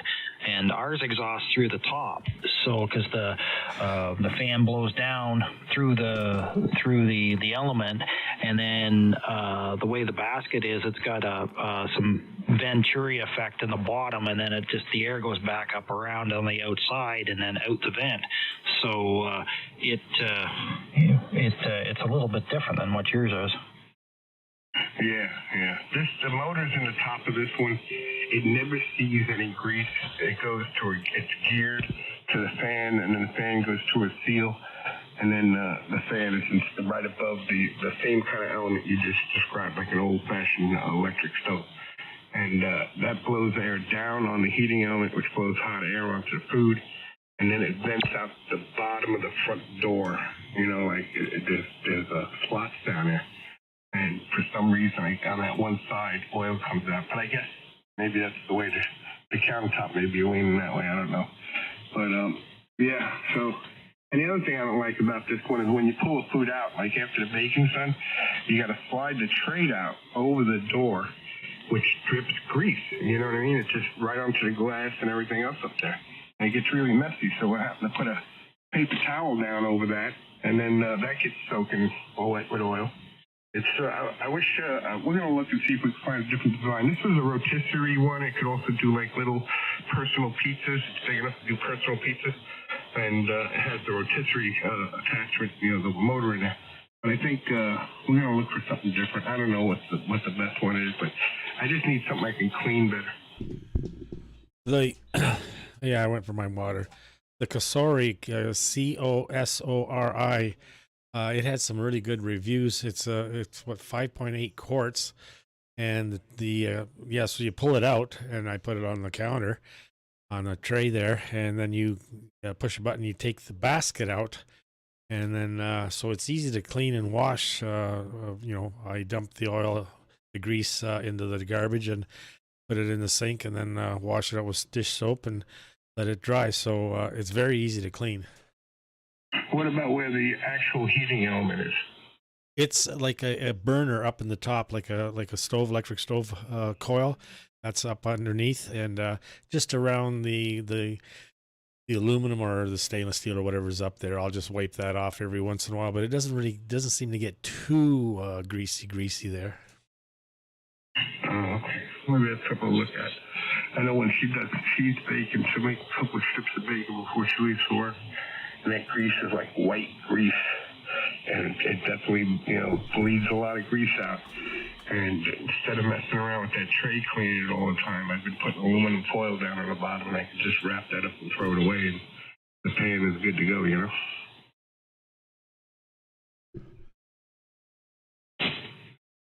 I like the parchment paper, though. That really saves time when you have to clean them grills. It definitely catches the thicker stuff. Barb's done cinnamon rolls in hers as well. Oh yeah, Teddy's been experimenting. She'd do anything in it. There, I posted a link there, Dominic. All right.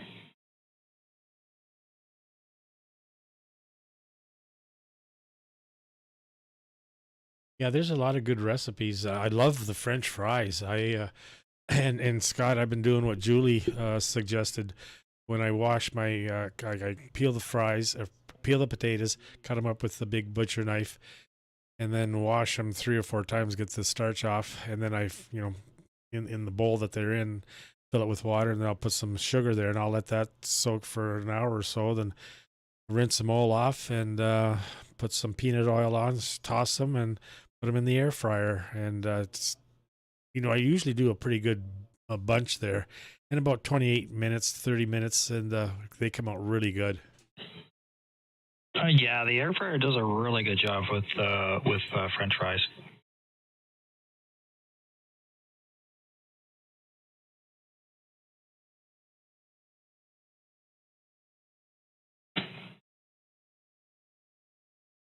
I've done pork chops. I do a lot of the bacon. The bacon is great in it.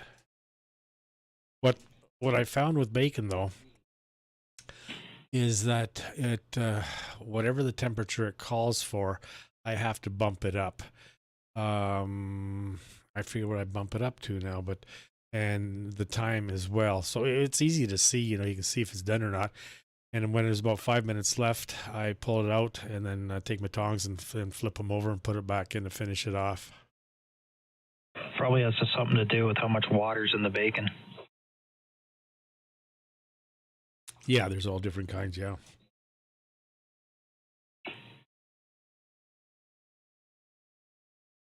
If there's a lot of water in the bacon, then it would take a lot longer time to heat up the bacon, and then also you need a higher temperature.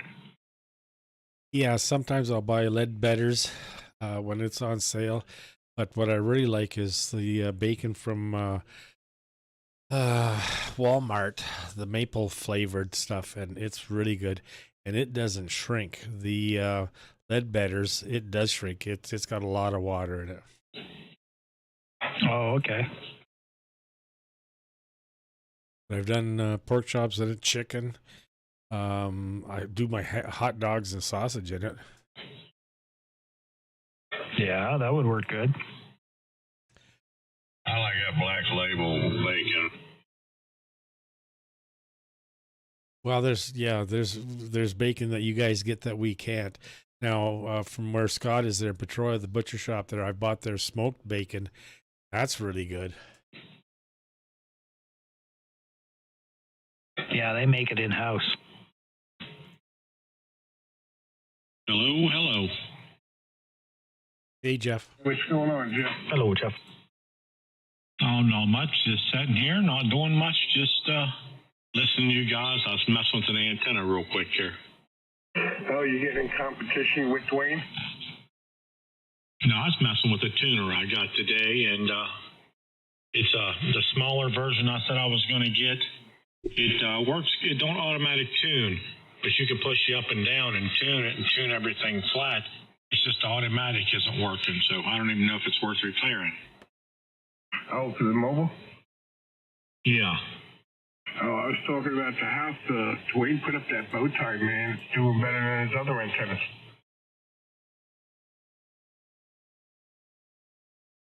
Nice. That's a good deal. I'm glad to hear it.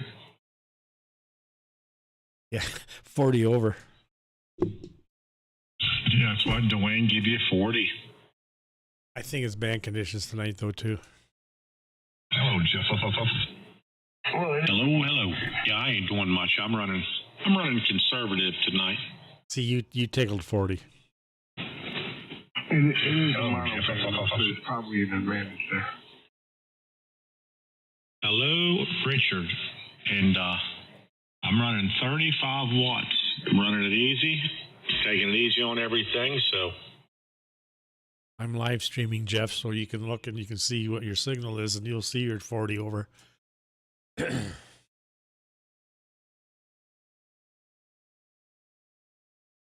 little grandson just walked in. He says, "What are you doing, sir?"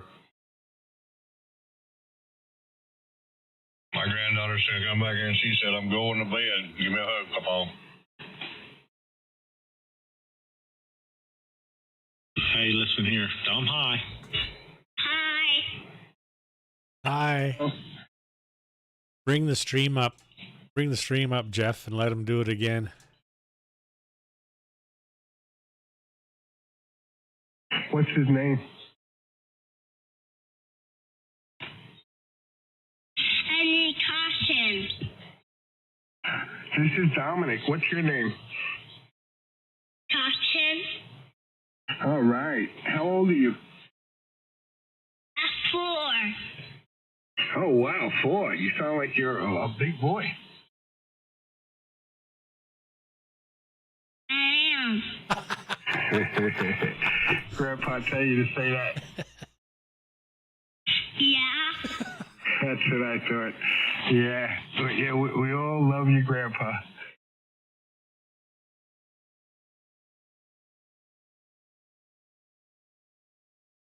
Good night, everybody. Say that again. Good night, everybody. I'm not getting that, Jeff. Yeah, he's saying good night, everybody. Good night. Oh, good night. Dominic, you got to learn how to speak 4-year-old. Good night. night, Bobby. All right, you have a good night. Sleep tight. Don't let the bed bugs fight. Good night, Dom. Good night. All right, I'll be back in just a few minutes. Kid's gonna go, Grandpa, what are bed bugs? W3D. Yeah, probably. I like that. You got to speak 4-year-old Dominic. Welcome back, Dwayne.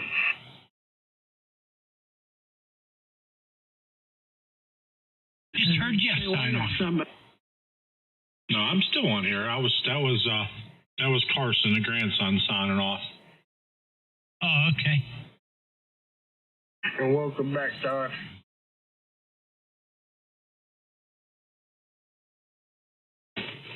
Well, Dwayne, I finally got something that didn't work right. That little tuner. You got to tune it by hand up and down. It still tunes. It just don't do it automatically. Well, at least it works, but not the way you wanted. Oh, yeah, you could still run it in mobile. If you wanted to tune it down, you just turn it on, go back there and tune it down manually. You can turn down like 40 meters. It'll tune the whole band.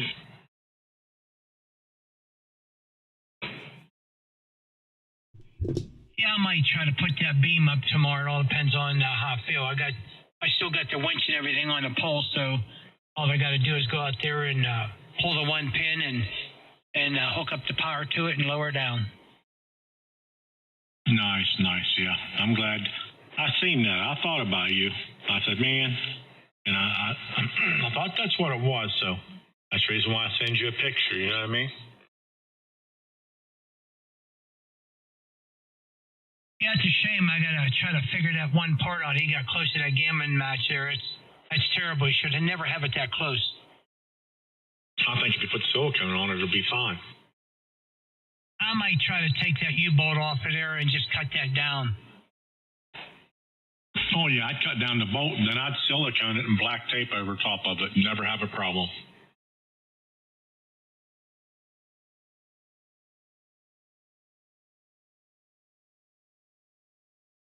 That's pretty decent tower. It's still in the truck. Do you have to repaint it? No, it's really got a good thick coat of paint, and underneath the galvanized looks like new. I think he painted it because he had to get signatures from everybody in his area to put it up. So I think he kind of camouflaged it the best he could. All right, y'all look at signal and y'all tell me if y'all know that guy. All right.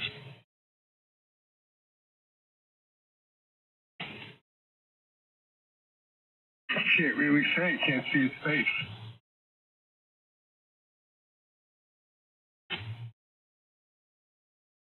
Who's it supposed to be, Richard? Well, I'm not going to tell if y'all don't know. Is that you? Oh, good God, no. Why? Are you ugly? No. I'm going to let somebody know they're going to get real ill in here. Who's missing? All right. There you go. That's who that be. I was going to say that, but I didn't. Oh, I've seen him faced on like video, but I've never seen a side profile. Why? Little beard going on there? I've never seen Art at all, so. Yeah, well, we had gotten a signal the first time, DJ. Remember when we were all on there? Oh gosh, I forgot about but I still don't remember. Well, if you had it on the phone, Dom, you could just smack the picture and swell it up and you can see his face. Yeah, I zoomed in a little bit. I just couldn't see it head on. And I think he's got a little beard here. I don't remember him having that beard in the video I saw. When was this taken? This was taken 3, 4, maybe 5 years ago at Dayton Ham Fest. Oh, let me download this photo for posterity.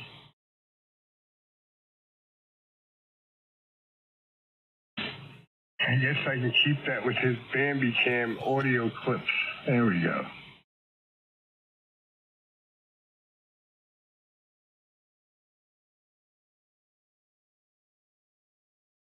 Yeah, he's him and his wife, I think, are watching TV right now.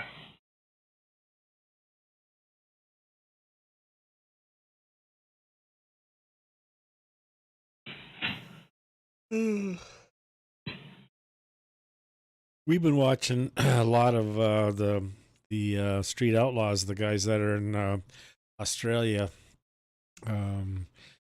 watching some of the drag racing that they're having there, and they're doing actually quite well against the Aussies.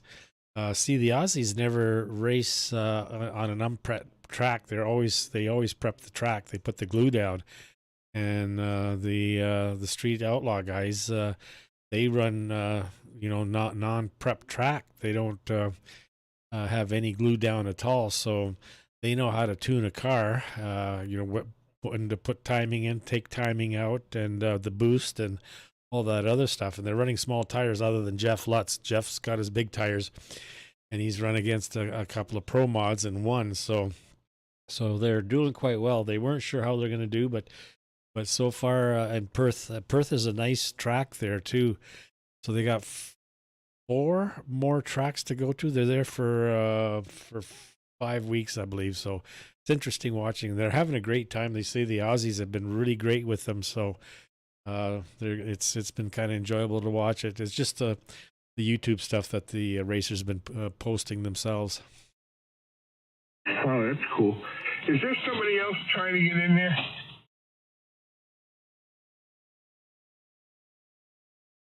I thought I heard somebody else talking. You got a 2-meter radio on DJ or something? No, it's off. Oh, you know what? I've got the live stream. I've got it's down low enough. You shouldn't hear it.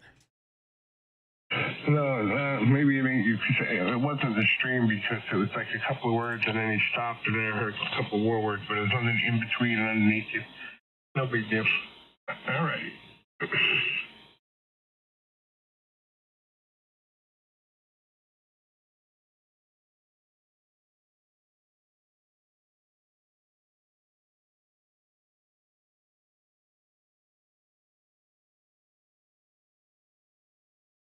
Look at that one, Doc. Oh, man. That almost looks like somebody tore it open on purpose. Oh, that's the way you sent me that RE320. That's just crazy. Was it all right? You hear it. I got lucky, I guess. Oh, yeah. I wonder if they were checking it. I don't know, but I put a bad mark on him, negative remarks on eBay about it, and told him I wasn't going to give him a positive on it, and put a big long email up there and sent it to him before I done it. And he comes back with an email, hello, I'm really sorry that it did not meet your standards or your expectations, caused a disappointment for you. Please understand that if it was dropped or kicked, it was out of my control. Well, it wasn't out of your control. It was the way you packaged and shipped it. Exactly, yeah, the packaging. Yeah, it shouldn't have been in that little, that was like a letter envelope, right? Yeah, he wrapped it, he put it in a bubble envelope and folded it over and then put it in that letter envelope and sealed it up. Yeah, that's sloppy. Should have been in a box. Yeah. Which now It should have been in a box, but it wasn't. Yeah. Go ahead, Don. I said, well, along with styrofoam and bubble. Right. I have the box for my RE27ND in the cold storage room. I got all my boxes for everything. That's new, that is.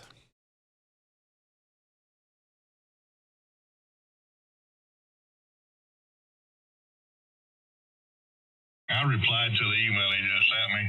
You're lucky I didn't file a discrepancy.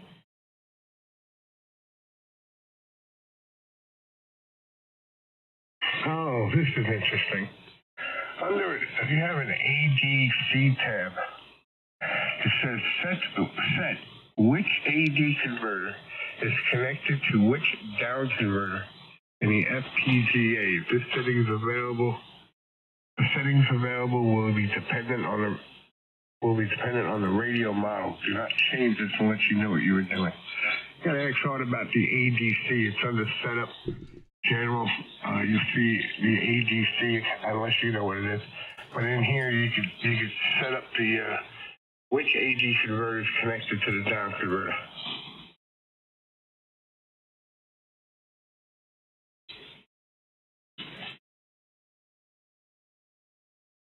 And the default is D0 to D6 or DDC0 to DDC6. And first one's up, next one's down, next one's up, next one's down, next one's up, next one's up, and next one's up. What are you talking about, Dom? Under setup, general, there's a right next to firmware set, there's a tab called ADC. VA3 KBC, bottom of the hour. W4DR. VA3 PSN. K8DD. K84 WQQ. W3 DEP. GB3 WBX. Good evening, Dave. Good evening, Dom. You up early this morning? I was. I talked to Doug.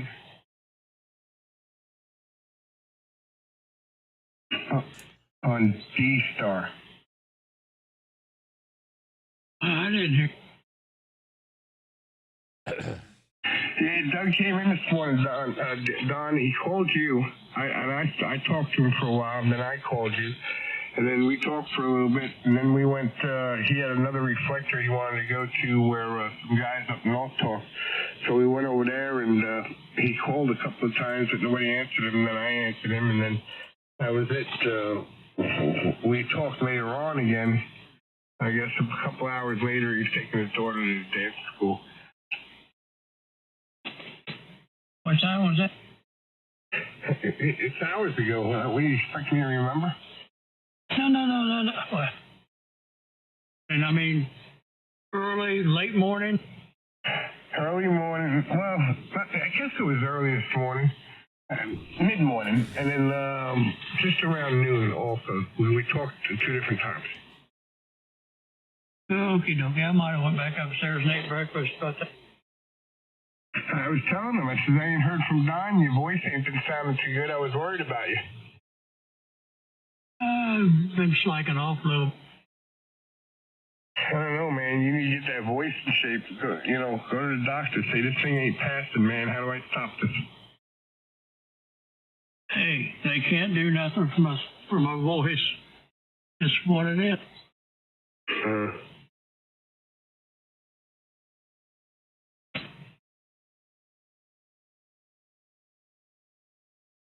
And if they could, I wouldn't want them to, because it just costs me more money and aggravate. Anymore, I think that's all them doctors wants your money. That's about it.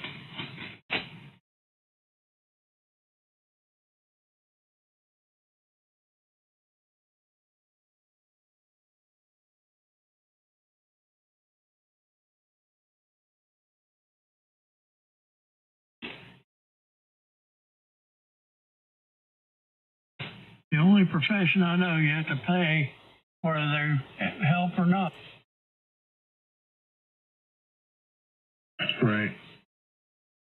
Well, see, I'm type 2 diabetic, and the doctor I was going to, she decided that, I'm going to do this infusion thing, and so she wanted me to sign up for it, and I signed up for it. I'd done it for a year and a half, but it did not help me.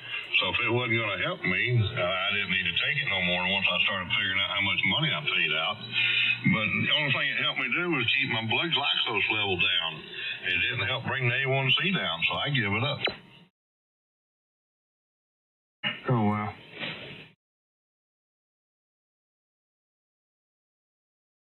I take a pill once a day to keep my sugar down. It makes you urinate. It seems to work all right.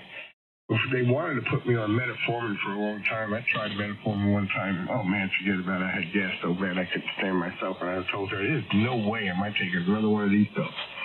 And they kept pumping it, and finally the pharmacist over there said, you know what, we do have an alternative. He says it's not as potent as the metformin is. He says, but it might work. And he says, you want to try it? I said, yeah. So I've been taking it for once a day. It does make me urinate quite a bit in the morning. And then it seems to taper off. But my sugar's low, my A1C's back there.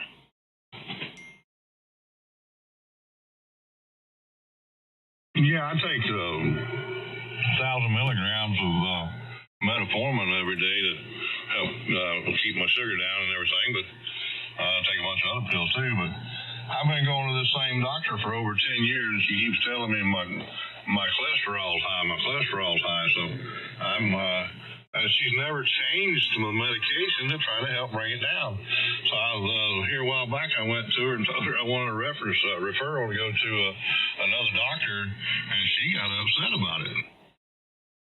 Oh, I bet she did. Yeah, they've been telling me I've been borderline diabetic for, I don't know, 6-7 years. And now it seems like I noticed, I go to the VA, when I go over to the VA website, that they're really pushing stuff about diabetes. So I think they're on a diabetes campaign, and this is why they want me to take these pills, because they, like you, they never recommended anything to me except for the metformin, and I tried it, and I said, no, we have to do something else.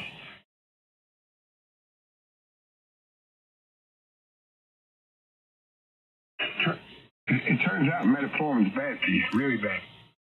Oh, yeah, it's bad for your kidneys, man, real bad. When I went to her, she done a urine sample test on me for 24 hours. And 4 days later, the doctor calls me, the nurse's doctor calls me up. And the nurse tells me, she says, Richard, the doctor would like for you to go back into the infusion center and go back to the every other week up there. I told her, I said, that's out. I said, I told the doctor that was out. I wasn't going to do it no more. So after that, she says, I don't know. Was your protein in your urine was real high for 24 hours. And I said, I know. I said, I seen it on the LabCorp results when I got it. So they saw the oil. I couldn't tell it. And I said, well, I can tell it. Because the LabCorp, got a patient portal to it and got a patient portal to the doctor, what the doctor says. Right.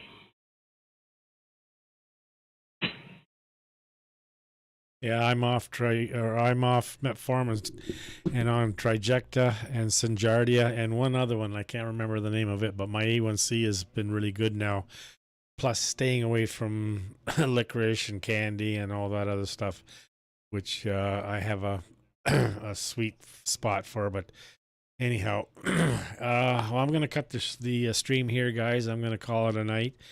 And glad that we had a good bunch in here, and I hope everybody enjoyed the stream, and you can watch it later on as well. So with that, I am going to bid you all adieu. And Scott, let me know what time you want us, whether you want us after lunch or before lunch or whenever. Probably in the afternoon after lunch would probably be fine. The sun will be up nice and should be a little bit warmer and that, and I'll get those bales of insulation loaded into the van. Yeah, probably after lunch would be good, DJ, if Carol's going to come with you. Yeah, that'd be great. It's supposed to be the highest point in the temperature is supposed to be around 1:30, 2 o'clock, so it should be good. And it shouldn't take us too long to do it, probably an hour or so. Yeah, well, if you need, if you don't have the right tools or something or whatever, at least I can be there to put it in the bucket for you. So anyhow, okay, good enough. 7-3, guys. Everybody have a great rest of the night, and live long and prosper. I'm going to shut the stream off here, and we'll catch you probably in the morning. I'll just leave it on this frequency here, and I'll have this ready for in the morning here. Victor Alpha 3 Kilo Bravo Charlie. Good night. Good night, DJ. 7-3, DJ. We'll talk to you tomorrow. VA3 PSN. Take you. Good night, DJ. 73. Catch you later, DJ. KB3 WBX. Hasta la vista.